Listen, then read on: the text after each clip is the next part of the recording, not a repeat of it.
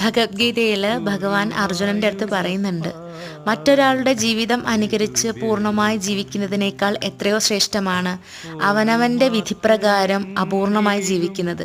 നമ്മൾ പലപ്പോഴും തോറ്റുപോകുന്നൊരു കാര്യം അതുതന്നെയാണ്. മറ്റൊരാളുടെ പുറമേ കാണുന്ന ജീവിതവും അവരുടെ മോടിയൊക്കെ കാണുമ്പോൾ നമ്മൾ അവർ എങ്ങനെയാണോ ജീവിക്കുന്നത് അതുപോലെ ജീവിക്കാനായിട്ട് ശ്രമിക്കും.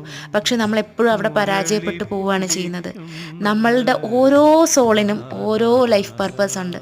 അത് ഐഡൻറ്റിഫൈ ചെയ്ത് നമ്മൾ അപൂർണതയിലാണെങ്കിലും ജീവിച്ചു പോകുമ്പോൾ നമുക്കൊരു ഇന്നർ ഹാപ്പിനെസ് വരാനുണ്ട്. അതുപോലെ ഭഗവാന്റെ അടുത്തു നിന്നും ഒരു ബ്ലെസ്സിങ്സ് നമുക്ക് അതിലൂടെ കിട്ടാനുണ്ട്.